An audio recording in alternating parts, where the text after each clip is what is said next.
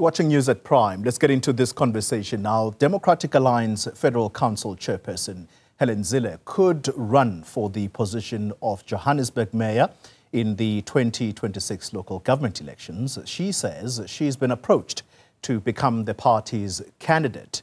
Well, Zille joins us now for more on this story, which first emerged in the City Press newspaper. Well, it's no longer a newspaper now, it is a news site. Thank you very much for your time, Helen Zille. Good to talk to you. It's been a while. Can I start with some quick-fire service delivery challenges that face Johannesburg before we get to the politics? And you'll understand why I'm doing this. There's infrastructure decay in the city of Joburg, and some of that is experienced now through water cuts. What would your solution be to the water challenges facing this city? Well, the most important thing is maintenance and building of new infrastructure where it's needed. And the maintenance hasn't been done for many years and for many reasons. And the most critical thing is that the revenue for utility services, including water, hasn't been used and hasn't been spent on fixing the water infrastructure and on extending the water infrastructure. So that's the core problem. And what you first have to do is ring fence the revenue services so that that money can be used for those services and so that it isn't frittered away into a huge bottomless pit in the city of Johannesburg and the personnel base just gets extended indefinitely. That is critical. So you've got to put your resources and your revenue from utilities into utilities. Yeah. Let's talk frequent power cuts. This is partly in the hands of big cities like Johannesburg, Cape Town. And how would you help speed up this process of ensuring that the city becomes less and less reliant on Eskom? Well, exactly the same. I mean, the crucial thing is that the city must ring fence the revenue from electricity to fix electricity and to look for different sources of electricity. Now, in Cape Town, they have gone 2 stages of load shedding lower than nationally because of electricity from various other sources. One of the most important things we've done is encouraged people who get solar panels to stay on the grid and to feed in their excess electricity into the grid. And so the city provides a feed-in tariff, which is an incentive to do that. And it's also a good way of cross-subsidizing electricity and keeping people on the grid.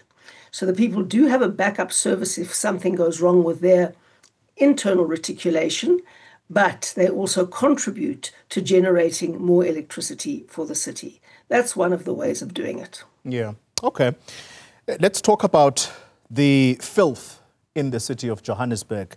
That was also expressed in no uncertain terms by President Cyril Ramaphosa, who had to visit the city in the dead of night. That's still not been explained as to why he did that, but anyway, he did that. How long would residents need to give you to clean up this city? Well, obviously, a mayor can't clean up a city without the help of the residents, because who throws all the rubbish onto the ground? Who dumps? Who doesn't put refuse in refuse bins? It's not the city councillors, I can assure you of that.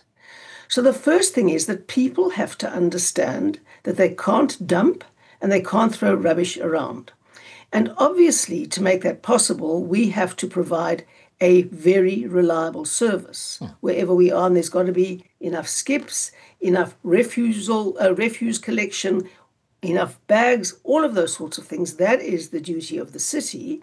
But the duty of the citizen is also to take personal responsibility. It's not good enough for infrastructure to be vandalized, infrastructure to be broken, rubbish to be strewn around, and then people say, well, what is the government going to do about it?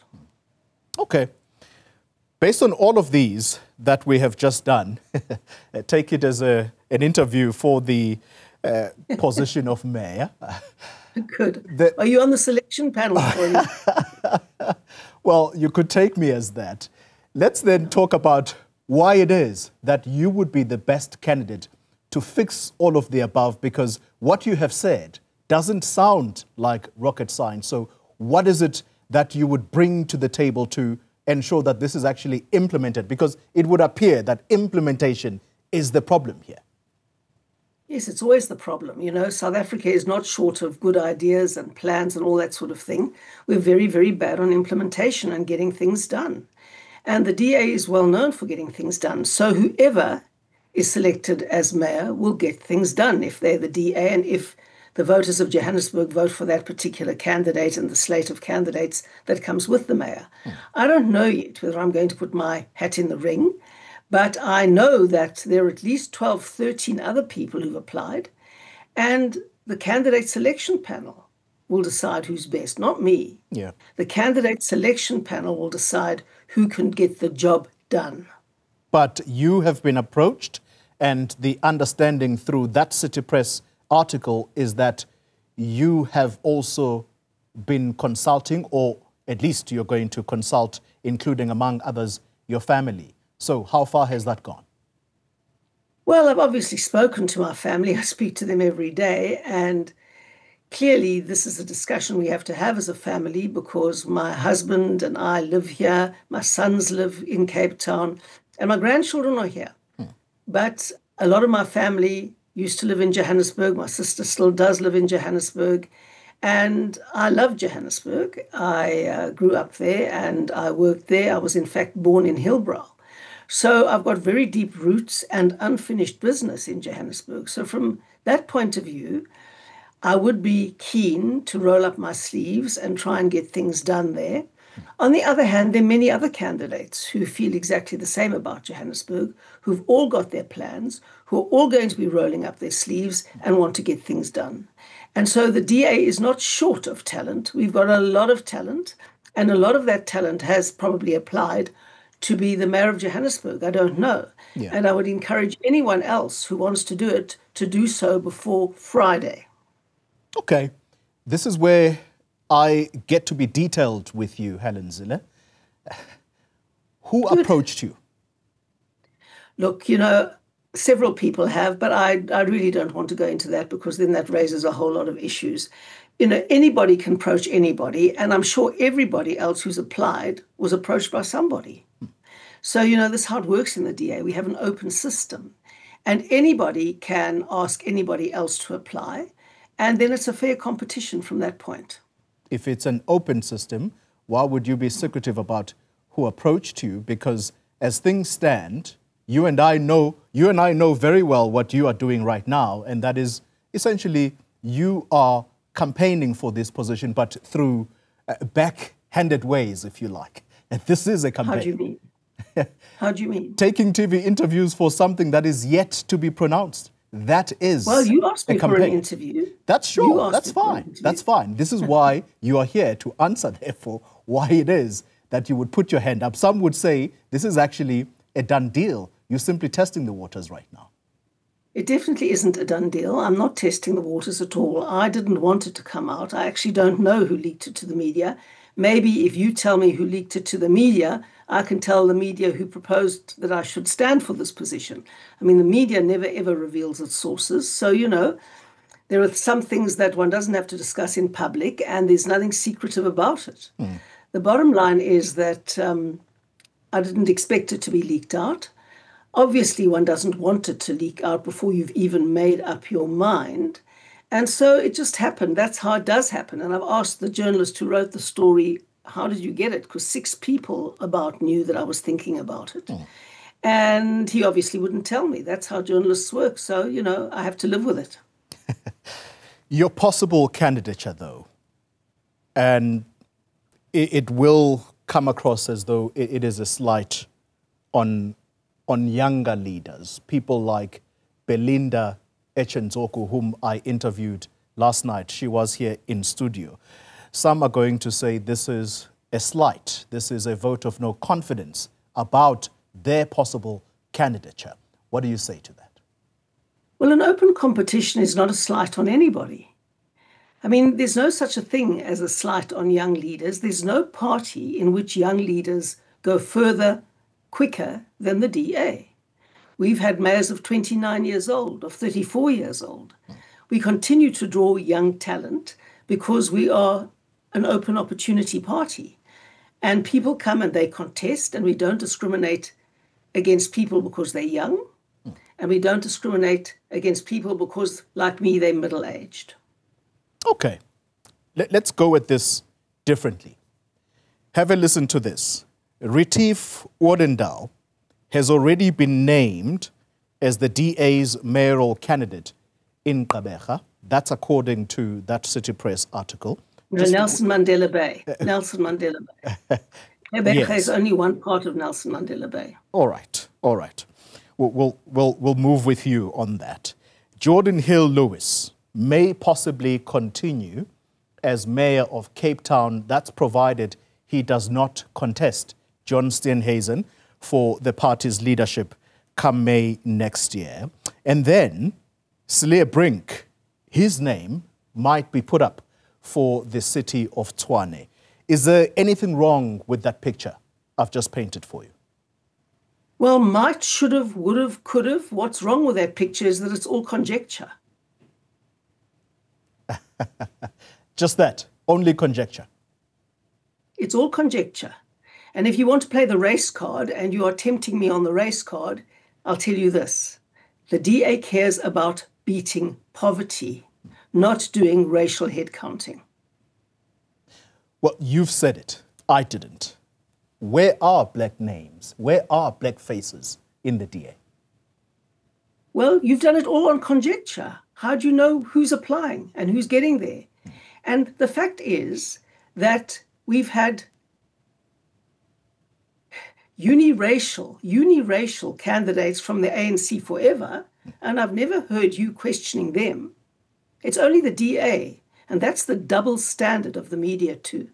We are interested in beating poverty, in bringing down unemployment, as we have done in Cape Town, very significantly. And who cares if it's a white mayor that has led us to that? Because hundreds of thousands of people who are mostly black have got jobs. But this is why, though, Helen Zille, people are going to question it, and I would be very surprised if within the structures of the DA, young people in Johannesburg, young leaders in Johannesburg are not finding a problem here, that here's a person who's literally done it all. She's been a mayor, she's been a premier, she's led the party, she continues to lead the party in the federal council capacity now, and yet she's coming to our space, meaning Johannesburg, because there simply is no suitable candidate. Yes, I know you've yet to raise your hand, but as you say, we're playing on conjecture right now. But I'm saying to you, there's something wrong with that picture. Is there not? We're not tribal in the DA. We don't say that Johannesburg is only for people who are currently in the Johannesburg City Council and no one else may apply. We don't work like that. We're not a closed, crony-driven organization, which is what you clearly have in mind. We're an open opportunity-driven organization. That's what we are. And I don't know who all else has applied, but I know that lots of people have applied and many more may still apply. And so the bottom line is that if you want to apply, you've got to be living in Johannesburg if you want to be the mayor of Johannesburg, obviously. But it doesn't work like that in the DA. You don't understand our mindset. Yeah. We are here to get water coming out of taps, to get electricity flowing into people's transformers and their meters, or however it does flow in. We are here to get potholes fixed.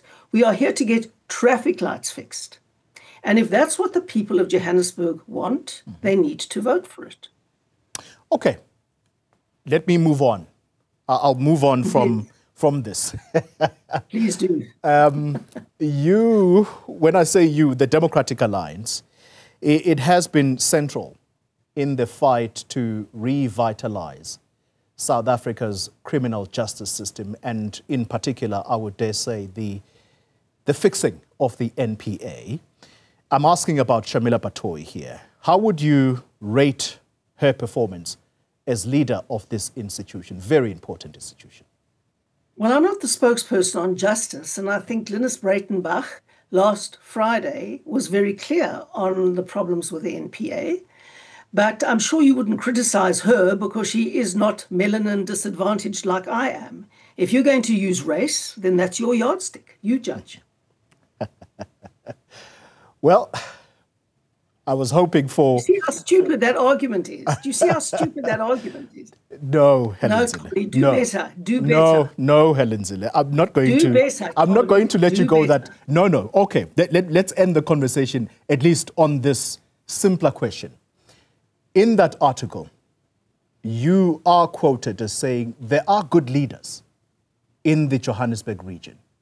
But I guess, people decided that, I would be possibly the best suited. Who are some of the bright lights in Johannesburg for the DA to become mayoral candidates then? You can understand, yes, that would be if I start naming names. This is a good one, that's a bad one, that's a better one. Mm-hmm. It's obviously invidious. You see, you think like the ANC, like cadre deployment. Who shall we deploy into this position? Who shall we deploy into that position? The DA does not think like that. We say, here's an opportunity. We're opening applications. Come anybody who thinks they can make a contribution, make your case to the selection panel, and we'll choose the person most likely to succeed. That's how we work. It's got nothing to do with the leadership picking on this one and that one. We don't think like that.